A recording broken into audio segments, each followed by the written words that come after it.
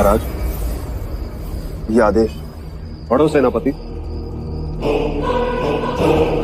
कौशल नरेश महाराज प्रसन्नजीत का यह विजयी अश्व जिस जिस राज्य में यात्रा करेगा उस राज्य को कौशल का आधिपत्य स्वीकारना होगा। अश्व को रोकने का अर्थ कौशल की सेना से युद्ध करना होगा, अर्थात अपना अस्तित्व मिटाना होगा।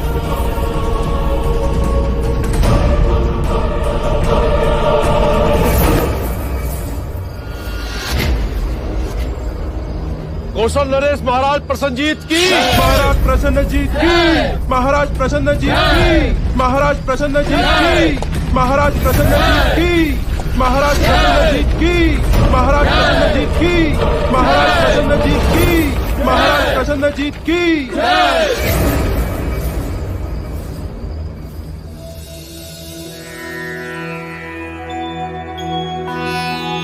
गुरुदेव, विवाह का जो सबसे सर्वश्रेष्ठ मुहूर्त हो वो ही निकालिएगा।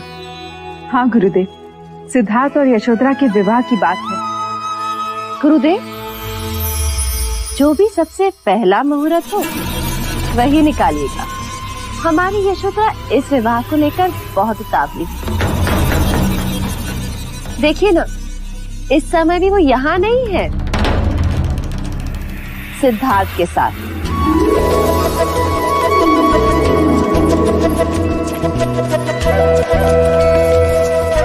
सिद्धार्थ, क्या कर रही हो बेटा? तुमसे बदला ले रही हो। अरे वो तो पैसे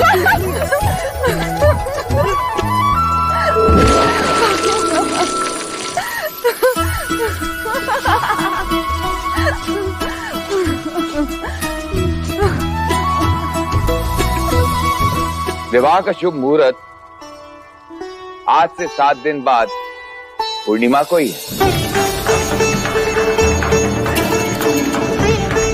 बधाई हो, बधाई हो, बधाई हो महाराज, बधाई हो, बधाई हो दीदी, बधाई हो, बधाई हो, बधाई, बधाई हो महाराज, बधाई, बधाई। अनुज, आज कपिल वस्तु नगर में मिठाइयां बांटो, बजाओ गगन ढोल, घोषणा करो कि कल से 7 दिनों तक सारा कपिल वस्तु और देवदा विवाह के बाराती होंगे। अवश्य। ऐसा आमंत्रण तैयार करो कि भारतवर्ष का कोई भी राजा युवराज के विवाह में आने का लालच रोक न सके। इस बार कौशल नरेश प्रसन्नजीत, मगध नरेश, महाराज बिंबिसार और वैशाली के लिच्छवी सारे एक साथ कपिल वस्तु के अतिथि होंगे। बधाई हो।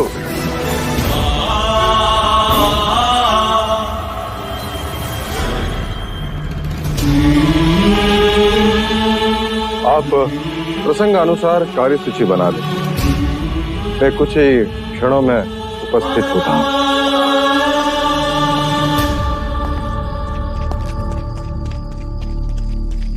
महाराज, गुप्तचर आर्यक का प्रणाम स्वीकार करें। आर्यक, क्या समाचार? महाराज, समाचार अशुभ है। कौशल नरेश प्रसन्नजीत ने अश्वमेध यज्ञ पूर्ण कर लिया और प्रयत्न पूर्वक उस अश्व को शाक्य गणराज की ओर धकेला जा रहा है। कोई पर्याय? केवल 2, या उनके आधिपत्य को स्वीकार करें या फिर तो फिर युद्ध ही होगा। अपने गुप्तचरों को चौका न करो और उनके अश्व की दिशा पर हर समय दृष्टि बनाए रखो। इस समय उनका अश्व कपिल वस्तु से कितनी दूरी पर? 7 दिवस की दूरी पर है महाराज। 7 दिवस। विवाह का शुभ मुहूर्त आज से 7 दिन बाद पूर्णिमा को ही।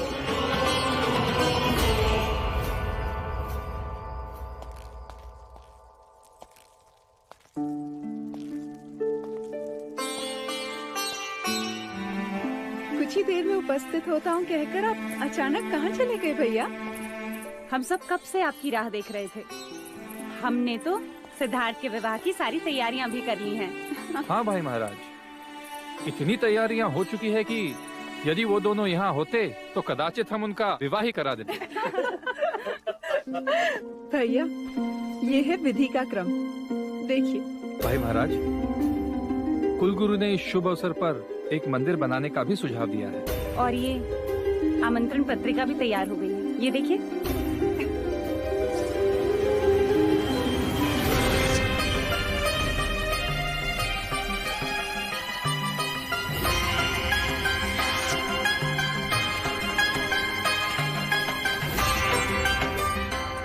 देव, आमंत्रण विवाह का नहीं, युद्ध का होगा। स्वागत के स्वर नहीं, युद्ध के नगाड़े बजेंगे।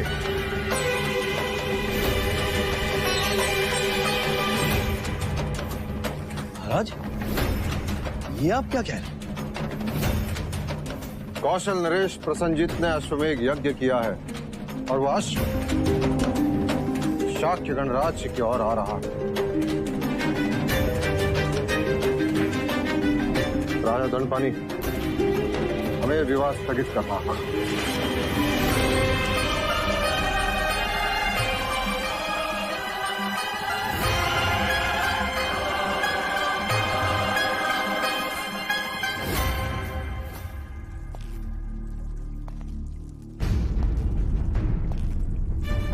भाई महाराज, क्या प्रसन्नजीत का अश्व शाक्य सीमा में प्रवेश कर चुका है?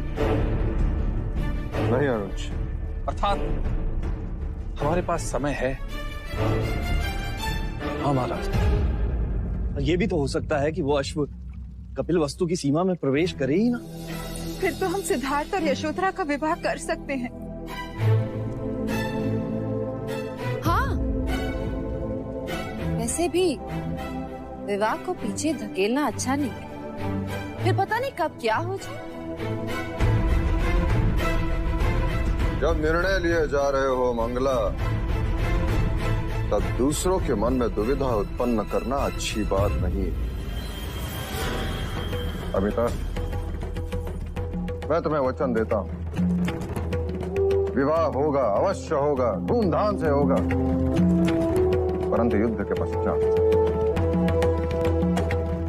युद्ध में कोई अनहोनी हो गई तो फिर से स्वयंवर तो नहीं होगा ना? और फिर यशोधरा का हाथ कौन थामेगा? मंगला दीदी, यदि आप शुभ नहीं बोल सकती तो अशुभ भी ना बोले। लो, अब अपने ही अपनों की चिंता नहीं करेंगे तो कौन करेगा? यदि आपको मेरी बात इतनी बुरी लगी तो अब से मंगला कुछ नहीं बोलेगी, बस चुप रहेगी। वैसे चाहती तो मैं भी यही हूँ कि ये विवाह रुक जाए। अपनों से कहकर हम विवाह को स्थगित कर सकते हैं, शत्रु से युद्ध नहीं। आप विचलित ना हो भाई महाराज, हम सब आपके निर्णय के साथ। हाँ महाराज, यशोधरा अब आपकी हुई, हमें कोई आपत्ति नहीं है, आप चाहे जब विवाह करें। तो ये निश्चित रहा, विवाह होगा परंतु युद्ध के पश्चात। अनुज, महामंत्री से कहकर कल शाक्य राजाओं की बैठक बुलाओ। अवश्य भाई महाराज।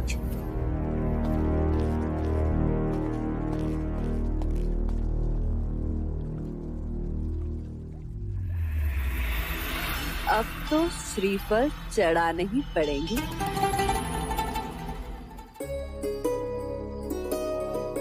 सिद्धार्थ, तुम मुझे सदा बेसुध ही रहने देते। क्यों? तुम्हारा ध्यान मेरे पास तो रहता।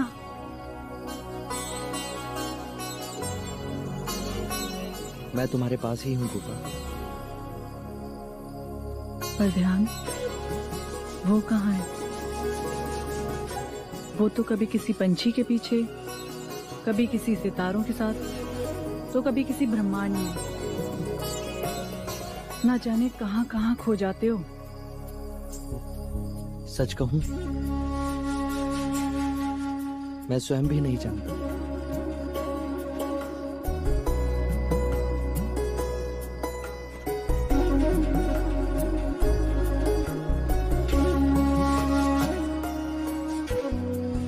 ये क्या कर रही हो? स्वयं को तुमसे बांध रही हूँ। क्यों? कहीं मेरी आंख लग गई और तुम चले गए तो? लो, अब गांठ बांध ली है। अब तुम 7 जन्मों तक मेरे साथ ही रहोगी।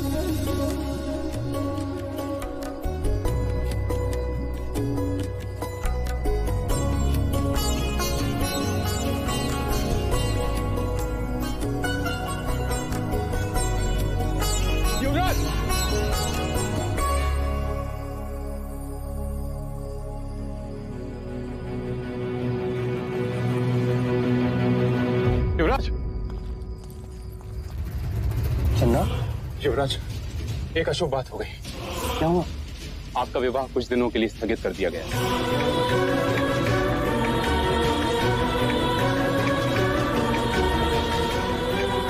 पर क्यों? क्योंकि प्रसन्नजीत ने अश्वमेध यज्ञ कर अश्व को छोड़ दिया। कपिल वस्तु में अश्व के आते ही युद्ध होगा।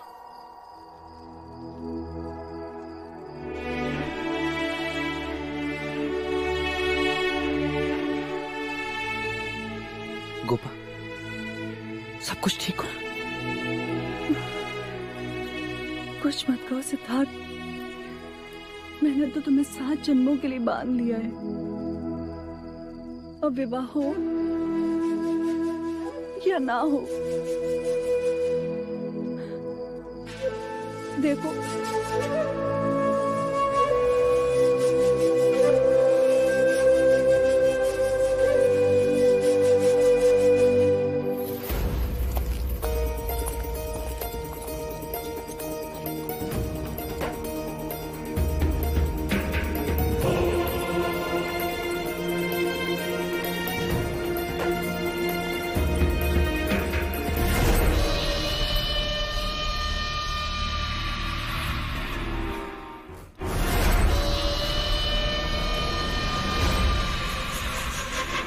मेरा रास्ता छोड़ो। कैसे छोड़ दूं? रास्ते में तुम जो मिल गई हो, तुम्हें कैसे छोड़ दूं? मुझे तो लगा था जब तुम कभी मेरे सामने नहीं आओगे। क्यों? स्वयंवर की पराजय ने मुझे काला कर दिया है तुम्हारा। माना कि मैं स्वयंवर में पराजित हुआ, परंतु मेरा भाग्य पराजित नहीं हुआ है अभी। अर्थात स्वयंवर के बाद ना तो कौशल से युद्ध का ये शुभ समाचार मिलता, ना तुम्हारा विवाह रुकता, और ना मुझे ये सुनहरा अवसर मिलता। कैसा अवसर? युद्ध में शत्रु पे उठी हुई तलवार के बीच कोई अपना भी तो हो सकता है।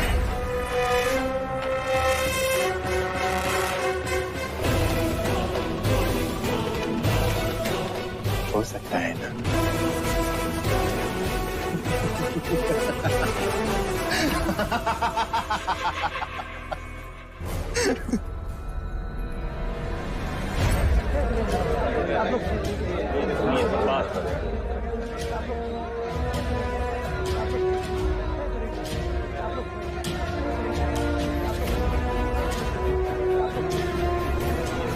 शांत हो जाइए, शांत हो जाइए।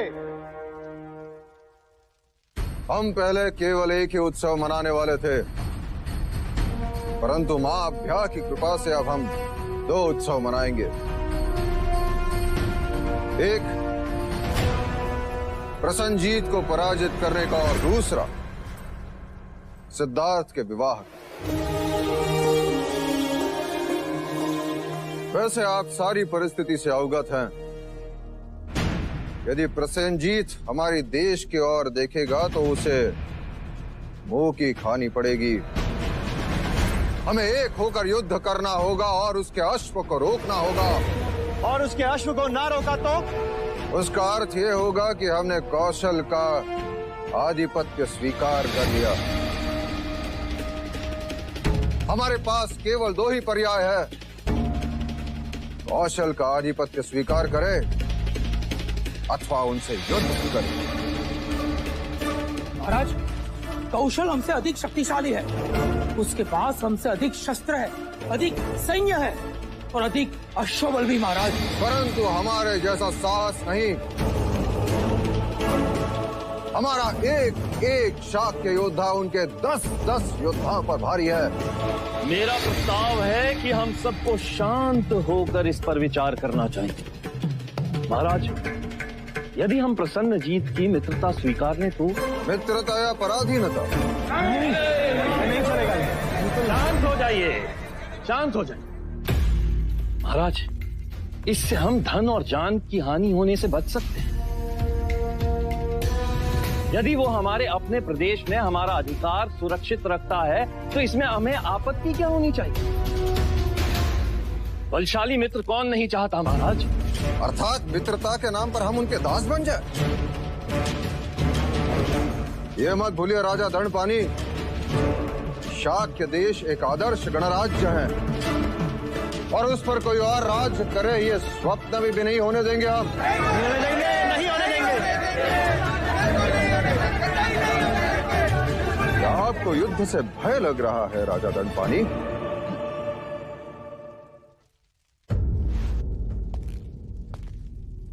एक सुझाव है महाराज।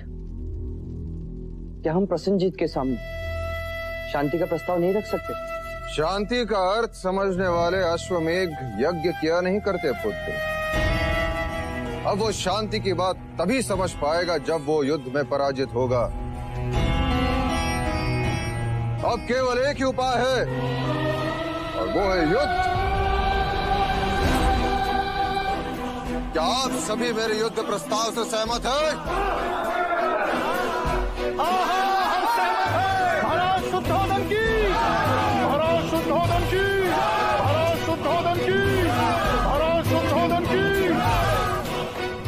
अब हमें युद्ध के लिए तैयार होना होगा। सारे शाक्य राजा अपनी अपनी सेना लेकर शीघ्र से शीघ्र कौशल सीमा की ओर प्रस्थान करेगा। हमारी सारी शक्ति कौशल सीमा पर इकट्ठा होगी। प्रसन्नजीत के अश्व को हम शाक्य देश में घुसने नहीं देंगे। नहीं घुसने देंगे।